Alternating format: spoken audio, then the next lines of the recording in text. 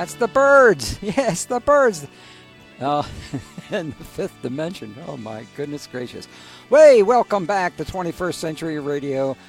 I'm your host, Dr. Bob Hieronymus. Our executive producer and research assistant is Laura Corden. Our engineer is Anita Brockington. And, of course, our topic tonight, our show tonight, is on the book Denisovan. Well, it's kind of like that. Origins, Hybrid Humans, Göbekli Tepe, and Genesis of the Giants of Ancient America. All of those things we've done on 21st Century Radio, giants and things of that nature. And this is one of the best books I've ever read on this particular area. And it's our guest is today Dr. Gregory Little. Greg, you there? I am here. Yes, sir. Okay. Now, as a matter of fact, something popped up in my mind, and I tried to take a note of it. You started to say something about, as we talked about, the professors that just refused to not look at things. Yeah. Even in their hands. We had that same thing happen in many different areas, but especially in the area of UFOs. Oh, yes. And thank heavens now, the government finally is no longer telling us, nope, they don't exist. They know that they exist and accept that at this particular time. But there are stories in which professors were asked to go outside of where the school was, the university was, and see the UFOs that were in the air. And nobody would go out. Yeah. They just refused. No, it can't possibly be. Okay, so let's pick up what you were talking about. Well, yeah, I understand what you're saying. There's some psychological processes there. I mentioned a few of those in the book, and of course that's my background. I'm a psychologist. This thing about them refusing to even look at it when it's in their hands. So it really started with a project that Andrew Collins and I started around 2013. Andrew was over here in the States for about 2 weeks, and one of the things we did is we went through a set of books that were published from 79 to roughly 94, and they were from the Smithsonian, which back then, from 1882 to 91, the Smithsonian had a department called the Bureau of Ethnology, which later became the Bureau of American Ethnology. But they were forced by the U.S. Congress, who funded them, to set up a division of mound exploration. I mean, all that's fascinating, but and I'd love to tell you the history of the way it happened, but because it's bizarre, but it would take too long. But they ran this project where they hired these field agents. They got professionals. Most of them were geologists who were used to doing excavations. They had early archaeologists work for them. And basically, this division of mound exploration dug into 2,000 mounds, which is not very many, not really, because we probably once had 1 million of them here. But they dug into 2,000 Indian mounds. They recovered what they counted as specimens, 40,000, and that doesn't mean 40,000 skeletons, mainly pots, other types of artifacts. They didn't really want full skeletons, but they wanted skulls for display. That's very specific.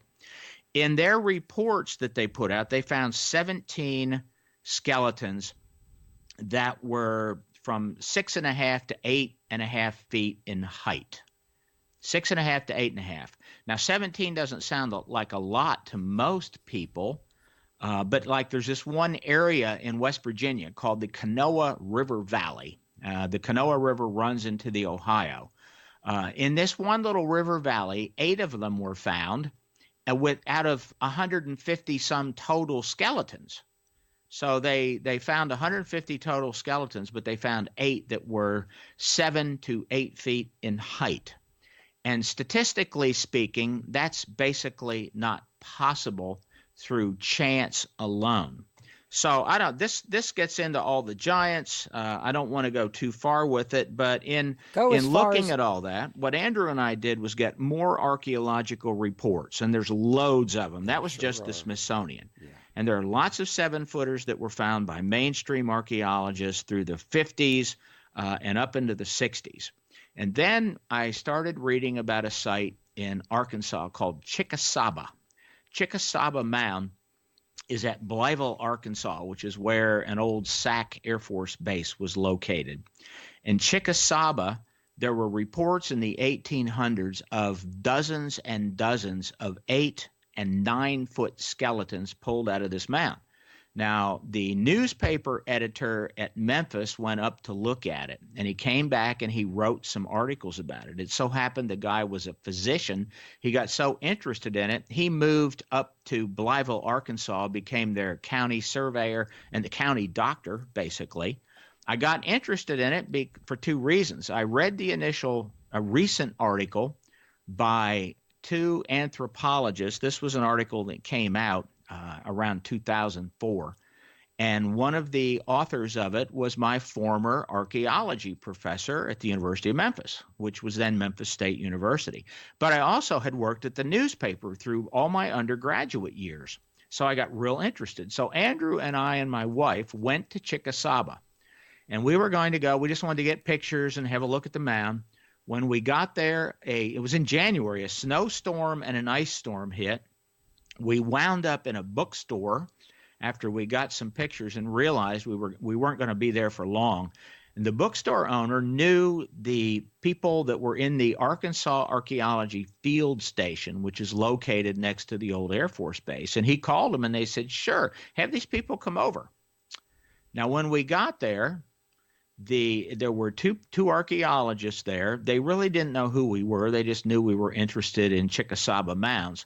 And they were busy printing an article. And when we walked in, they introduced themselves and they said, here, this article has everything you need to know about Chickasaba in it. It was the same article that my professor had written that we had found just a couple of days before we went there. And I then asked, I took the article, said, thank you. And I looked at it. I knew it was the same. And I said, what do you know about the giant, large skeletons that were removed here? And the archaeologist looked at me and said, what? I've never heard anything like that. And I said, well, it's right here in this article you handed to me. And I flipped it open. I said, right there. It says they pulled all these out. Even up to 1976, a 7-footer was pulled out. And her response was, well, I've never read that before. And she turned around. That was it. That was it.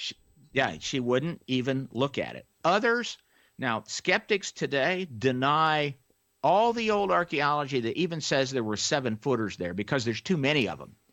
In modern times, one of every 146,000 people is 7 foot tall.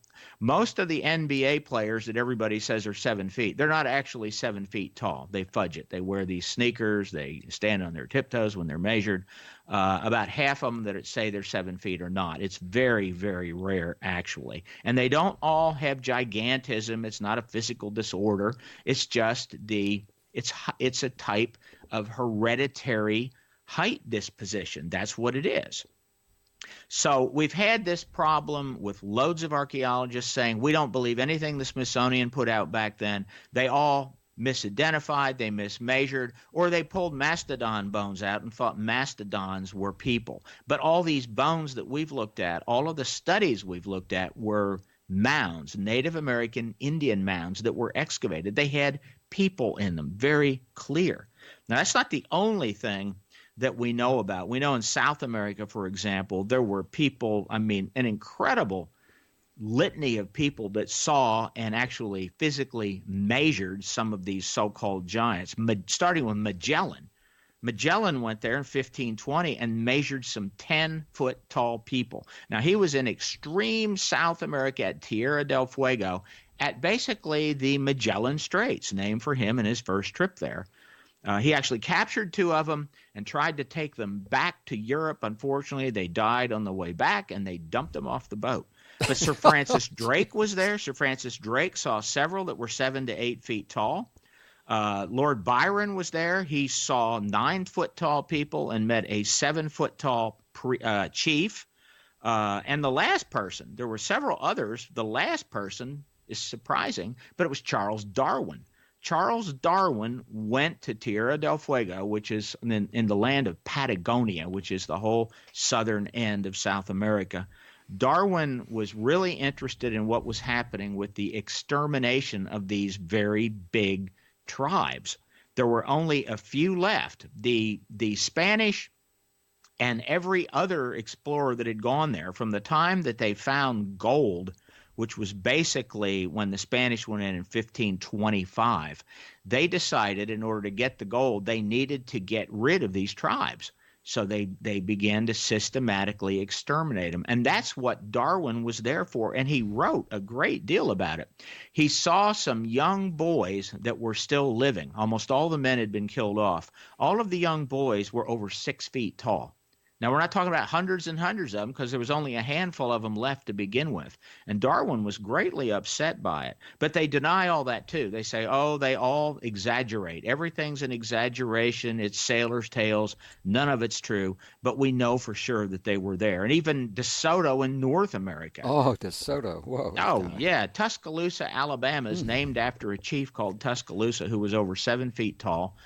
His son was over 7 feet tall. Incredible story told by 6 of DeSoto's chroniclers. It's absolutely true. These tribes in ancient times were ruled, and the shaman and medicine people of these ancient tribes were these exceedingly tall people that were robust, physically strong, and they held certain types of knowledge, and that knowledge we call the path of souls. And really, that's how all this started. We were on this path or this track of trying to figure out what the ancients believed about death, where their ideas came from, and did they in fact build some of these earthworks, mounds, or pyramids in places like Egypt or Göbekli Tepe?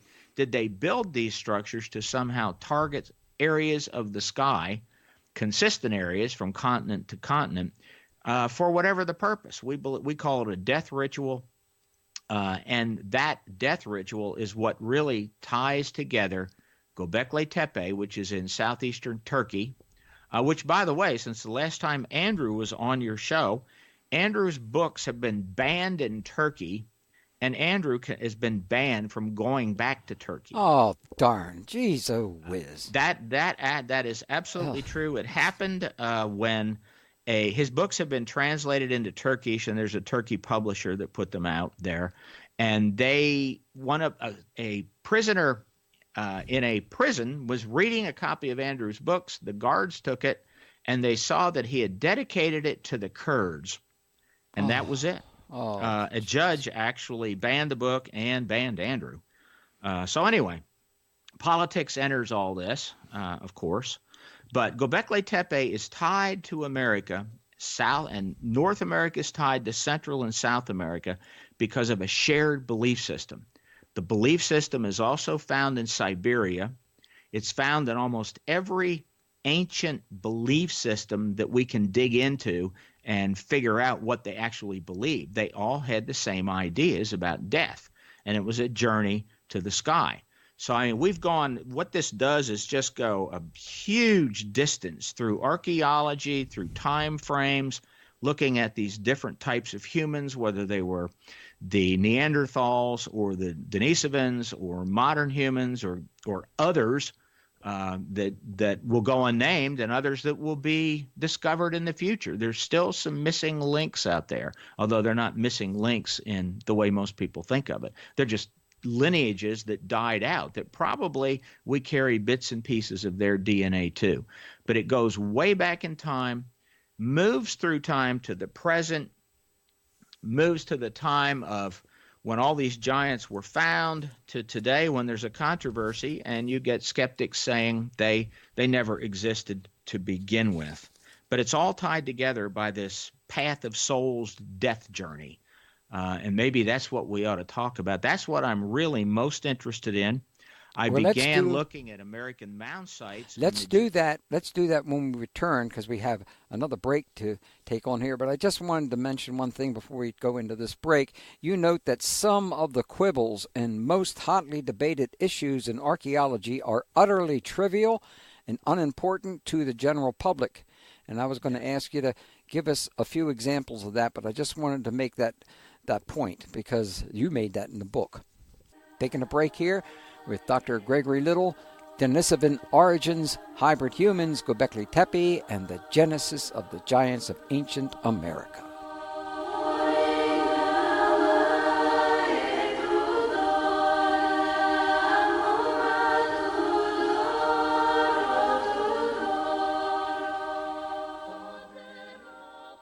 Hello, this is Laird Scranton. I'm the author of Point of Origin, Göbekli Tepe, and the Spiritual Matrix for the World's Cosmology. You are listening to 21st Century Radio with Dr. Bob Hieronymus, a great place to hear the latest cutting-edge ideas about any number of interesting topics.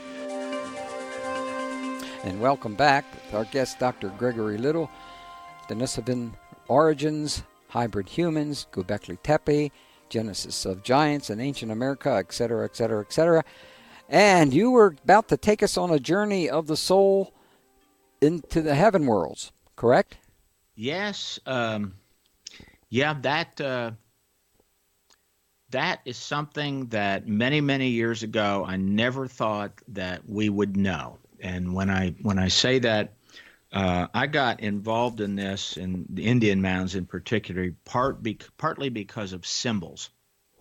A number of other archaeologists got involved in archaeology too because of symbols. And what I'm talking about is that for a couple hundred years, mounds, American Indian mounds, have been dug into, and some of the most incredible artifacts have been removed. And if you have never been to a museum on an Indian mound site, it's going to be impossible to appreciate all this. Most people think of American mounds as a little conical heap of earth where they throw a body down and just throw dirt over it. That is not what I'm talking about. I'm talking about gigantic structures that are pyramid shaped. They were beautifully formed. Some of them were large conical mounds, which means it looks like an ice cream cone at the top. But they could have been as high as 80 feet tall. Whoa. And had an incredible stone and log temple at the very bottom, at the base of it, actually underground. And within that could have been a very lush burial. A mound at Cahokia, Illinois. From the top of it, you can see downtown St. Louis. It is 100 feet tall. It sits on 13 acres, which means its base is larger than the Great Pyramid at Giza. And again, it's as tall as a 10-story building. The top is so big on it that in 1987, 4,000 people were on the top of this mound. There were 120 mounds at Cahokia. So some of these are gigantic. They're not tiny little mounds. Others have earthworks. And an earthwork would be like a linear line of earth piled up in walls, maybe 15 feet tall. And some of them extend for miles. They make various formations of circles, squares, octagons, and so on. And they almost defy a description. It's really hard to say what they are. Unless you've been to one of these sites, you can't really understand it. But back to when the excavations were done, back to the artifacts.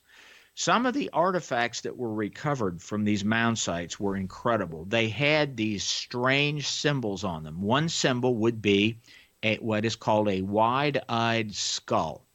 And it's just a skull, and it would have round eyes, no dots or anything, clearly dead, and the skull would be depicted. It might be on a bowl.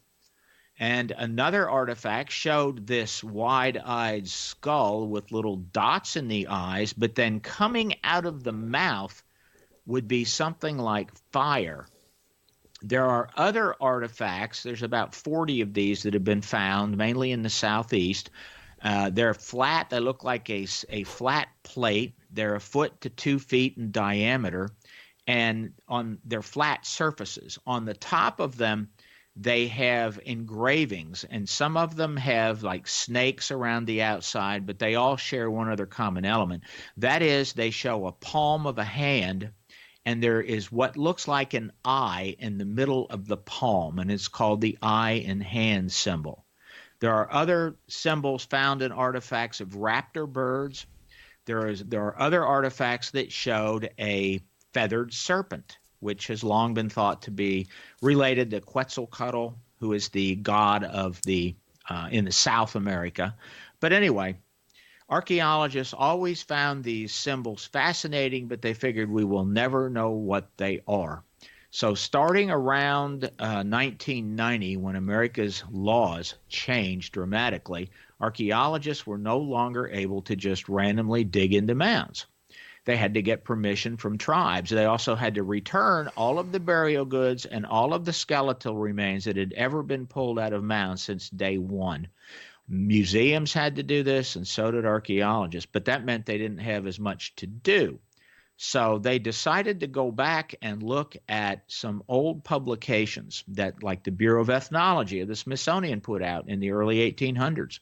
There were other publications put out by the U.S. government. You've probably heard of a fellow by the name of Schoolcraft, Henry Schoolcraft. Schoolcraft wrote a series of books for the federal government on what the Native Americans believed. Other ethnographers in the 1600s and 1700s learned from tribes what their secrets were. So the archaeologists got together in an annual meeting, a conference. They called it the Texas. It's the Southeastern Ceremonial Complex Conference, and their whole effort was to try and figure out what these symbols meant. So around 2006, 7, and 8, they finally figured it out. They did statistics on it. They verified them with Native Americans. We have since verified it by doing studies on mound sites and looking at alignments of mounds to stars. So here's what they found. The wide-eyed skull that did not have the fire coming out of it related to a belief that they had about us having two souls. And it's the same thing the Egyptians believed. There is one soul called the life soul, and the life soul comes from a type of primordial spiritual energy that we get from the earth. The Native Americans knew we were made out of dust, and we return to dust. We're made out of the elements. And they thought everything had a spiritual nature. That idea has been derided as animism, but it's not really animism, the belief that everything's alive. It is an idea that everything comes from the same source, and it's all ultimately spiritual. It's just there's different forms of spiritual energy. And the most primordial form of all is soil. So the wide-eyed skull represents the body after death, and it represents the life soul. And they believed that the body needed to be returned to the earth, back to its primordial state. And almost everybody, when they died, well, first of all, they were defleshed. That's another story there. But basically, you'll see some movies where they'll show Indians being put on a rack outside, and they're elevated, and the birds would then eat the flesh. Well, then they took the bones, and they would store the bones until a particular time, and then they would put them into a cremation fire. And that was to return the life soul, the bones, back to the earth. The depiction of the skull with fire coming out of it, well, that fire represents the other soul, and it's called the free soul. The free soul has a personality, it has memories, and it's what most of us would think is a soul. It came from the sky world. It took a trip through the sky world to get to Earth. There's lots of mythology about this in Native American lore. It takes a trip to return to the stars, and it goes to a certain place. But that fire represents the free soul leaving the body at death. There was a very specific ritual, the death journey ritual, that was performed to send the free soul back to its origin, which was the stars. Now, these other symbols all fit. The next symbol is the eye and hand, and the eye and hand actually represents the hand constellation. The hand constellation is seen rising in the east now, and it sets into the western horizon. And when it sets into the west, it's like a palm of a hand, and there's a severed wrist. The severed wrist is formed by the 3 belt stars of Orion. Beneath the severed wrist, or beneath the 3 belt stars, is a fuzzy area. You can see it if you go out and you look at Orion. It's called Orion's Nebula, Its number is Messier 42, but it's Orion's Nebula. The Maya called it Shilbaba, and Orion's Nebula. That's where the soul goes back, and that's where it makes its journey into the sky world. So there's a celebration to do this. We'll get to the time frame in a minute. Then the soul would jump to this opening in the sky. Shilbaba was what the Maya called it, but it's called an Ogee, O-G-E-E. The eye is a slit in the sky. So the eye in the hand represents a little area where the soul tucks in. It then travels under the earth during the daytime, and that is the journey through the underworld. The next night it comes up on the eastern horizon, and from there the soul would then hop to the Milky Way and begin a journey to the north, and that is the path of souls. Some Indians call it the Wolf Trail, some called it the Trail of Souls, the River of Souls. There's a lot of other terms for it, but on the way there were these trials and tribulations. When it reached a fork in the road on this path, there was a huge raptor bird there. Now, this is the traditional meaning of the Path of Souls journey that the mound builders had. It was a huge raptor bird, usually shown as an eagle. The eagle was a judge, and the souls were judged based upon how well they did on this journey on the Path of Souls, but also how they treated their other tribal members, how they treated their enemies, how they treated the animals that they killed to eat. That's why they would pray over animals when they killed them, how they treated the sky, the air, the water, all of those things. They were judged on all those things. If they passed the judgment, they then went to another portal in the sky, or another Ogee, which has been identified as the star Deneb, spelled D-E-N-E-B. And Deneb is the brightest star of the Cygnus constellation, which is also known as the Northern Cross. And from there, they would traverse out of the sky world to what they call the other world.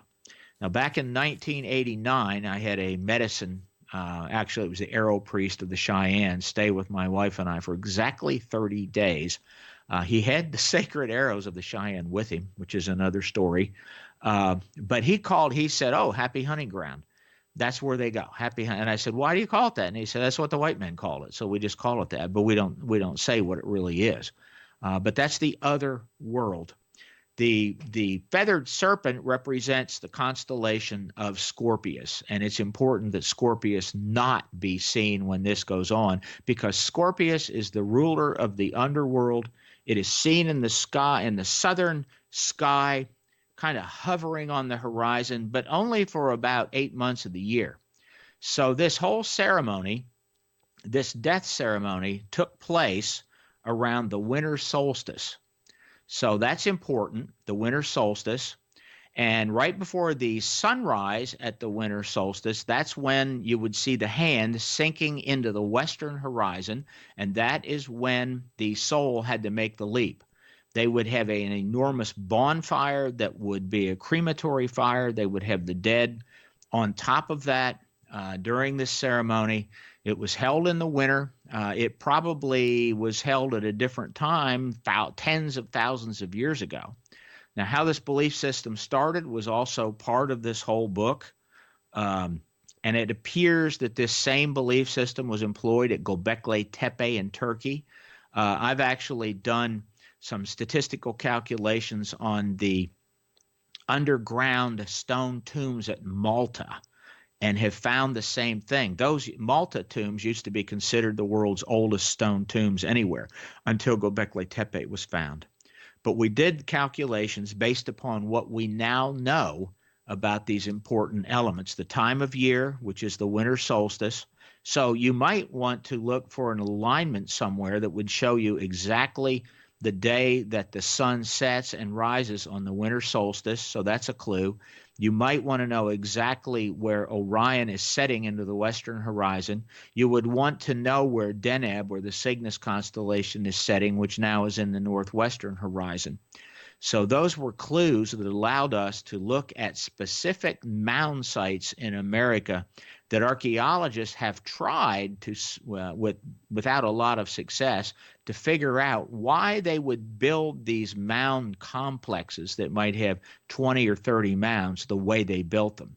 And they were built so a priest could stand on one mound and look directly over another and see the sun set on the winter solstice and see the stars of Orion setting in the western horizon right over a mound, and you could watch Cygnus or Deneb setting into the horizon right over a mound, and you also would not see Scorpius.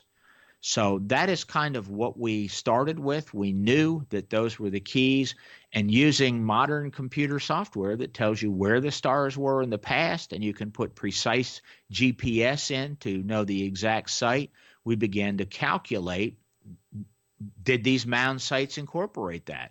Now, we're not saying the mound sites, that's the only thing they do, this death journey, but site after site after site shows these definite alignments to those specific events that would occur. The sunrise, the sunset, only on that day and around that day, and the setting of Orion and the setting of Cygnus. So that's what we looked for, and we found it again and again.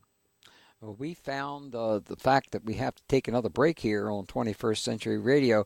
And when we return, I needed to ask you this question. Why did many shamans and medicine men and women refuse to discuss the meanings of their symbols? I think they have a very good reason for that, and we'll find out what that is when we return with our guest, Dr. Gregory Little. Denisovan origins, hybrid humans, Göbekli Tepe, and the genesis of giants in ancient America. AndrewCollins.com, and all links are on 21stcenturyradio.com.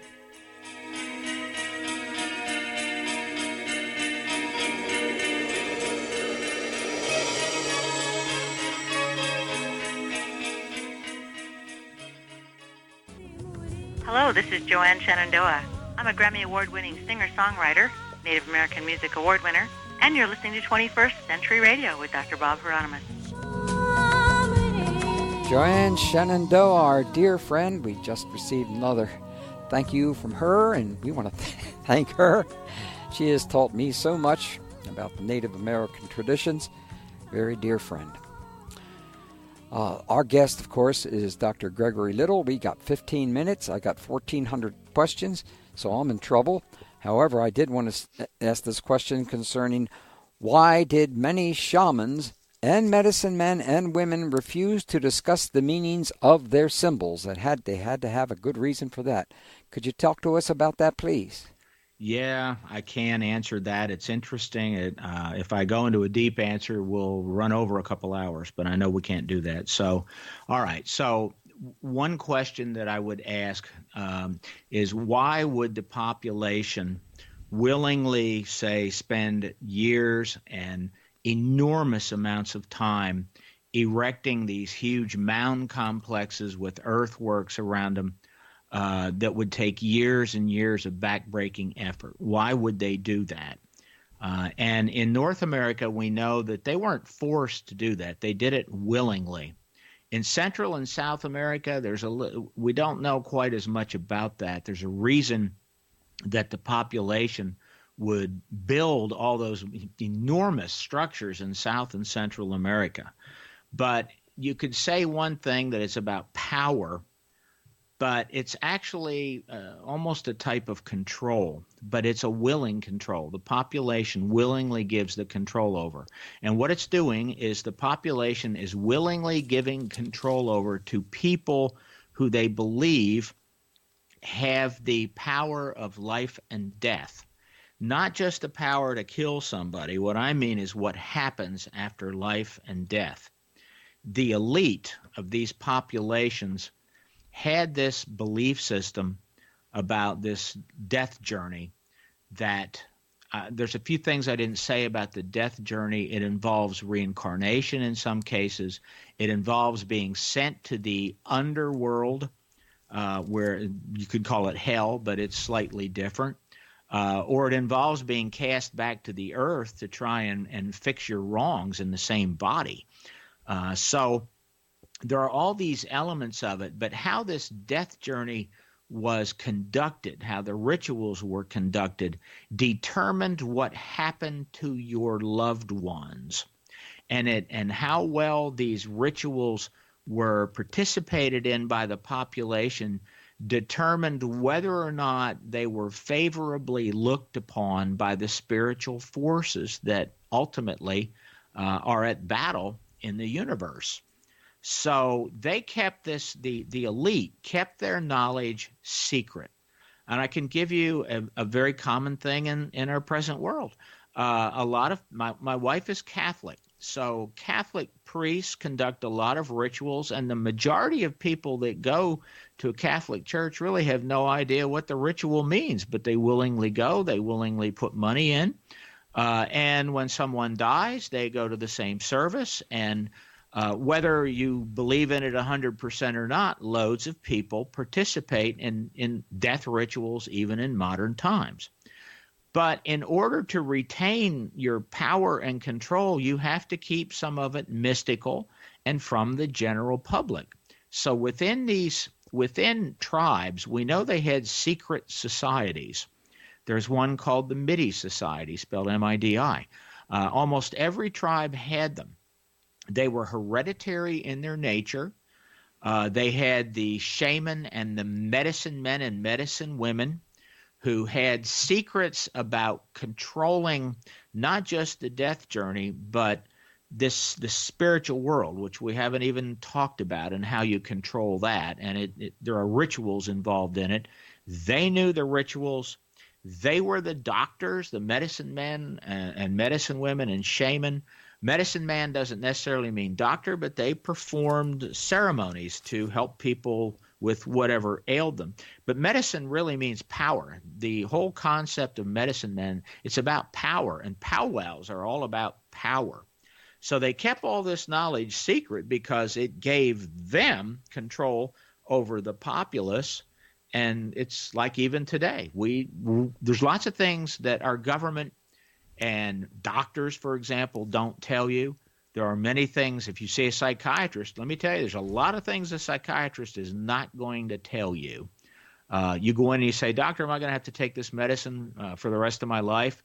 And they'll say, well, just take it now and we'll see how it goes. And they know darn well if this medicine works, they're going to take it the rest of their life. They already know that, but they don't tell you. So there's lots of things like that we do today that's the same thing. So they had this power. I'm just trying to make it understandable by using modern examples, but they had to keep it basically secret. If you let the secret out, it loses its power over the populace. That's why. Indeed.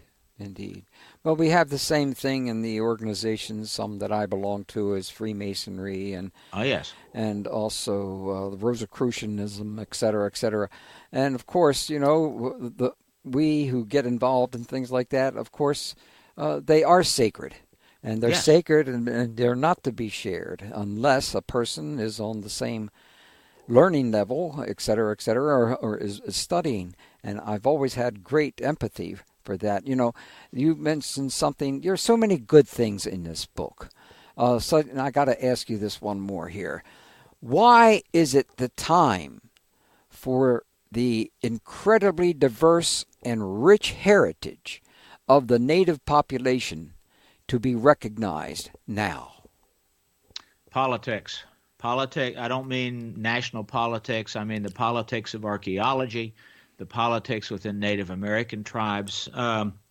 I know quite a few Native Americans, and they have their own issues among intertribal issues, and they have become somewhat Americanized within them. There are movements to try and get back to a more spiritual nature, but and poverty runs rampant. If you really want to understand Native America, which it's impossible for someone to truly understand another culture like that, but go spend some time at Pine Ridge Reservation, then go to the Navajo Reservation, and then top it off by going to the Hopi Reservation. And be cautious when you do it, but just observe. And what you're going to see is something that's very dramatic, that's very difficult for most of us to really comprehend. Every time I even think of it, I don't even like saying that because it doesn't make me feel good. It kind of breaks my heart. Kind of makes me want to give everything to Pine Ridge because it's so sad. It's the poorest reservation in the country. It's rampant with drug abuse, alcoholism, no jobs, and it's just bleak. It's a terrible, terrible thing. I wish I hadn't even said any of this now. Well, what you're saying is very important. I mean, it's one of the reasons why I spent part of my life in writing books on the League of the Iroquois Indians and how they influenced our founding fathers. Oh, yeah. And so I mentioned this, right now it's almost acceptable because I've talked to a number of presidents and I've talked to a number of mayors and governors about it, and they accept that.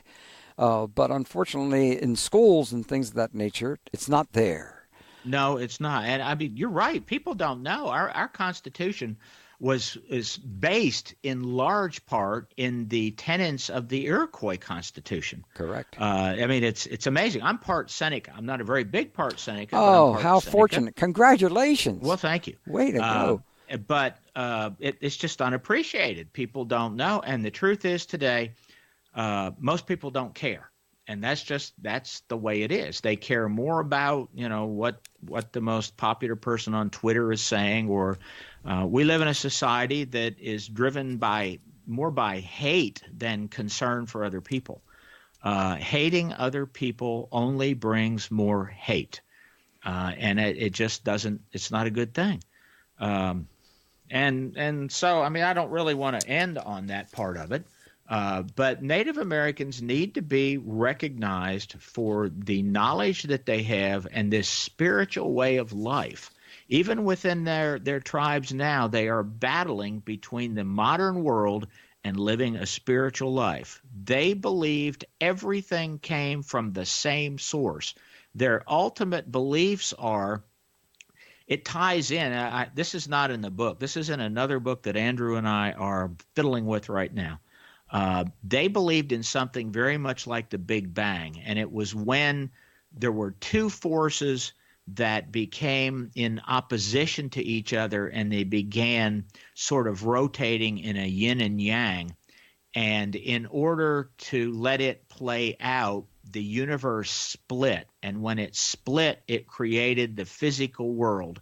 There's an upper world above and a lower world, and those two forces play out in the physical world, our world. That's what it's all about. But everything ultimately comes from the same spiritual essence. All of it does.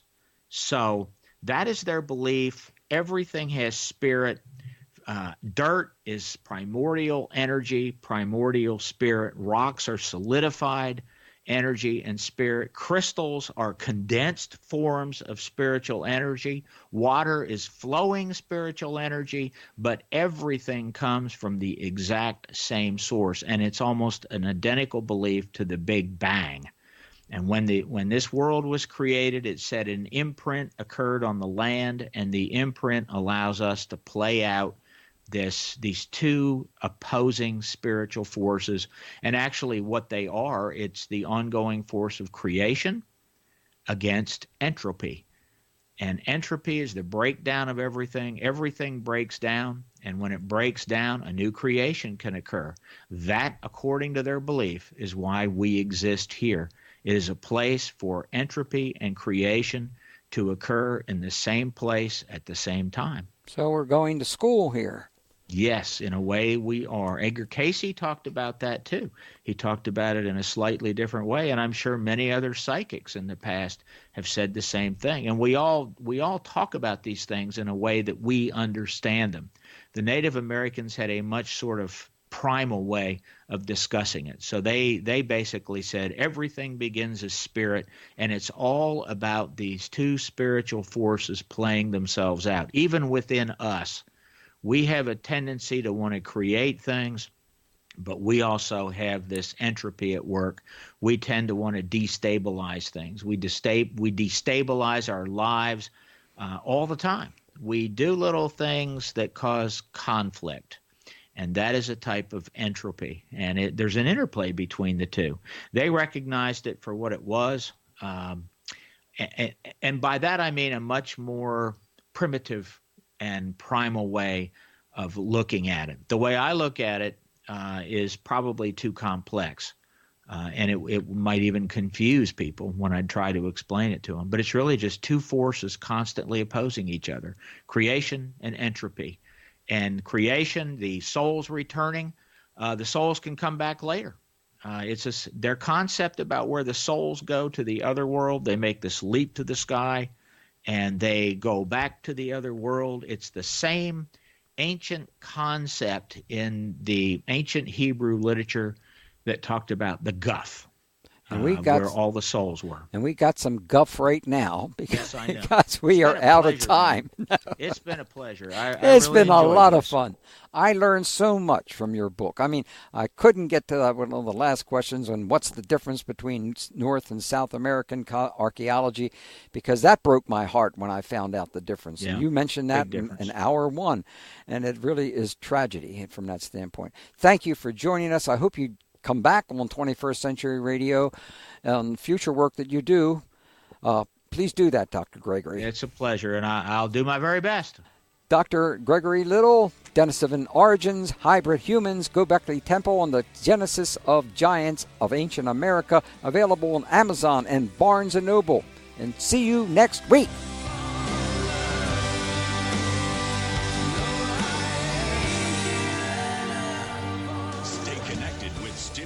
Talk and breaking news on Talk Radio 680 WCBM, Baltimore, and WCBM.com. Getting out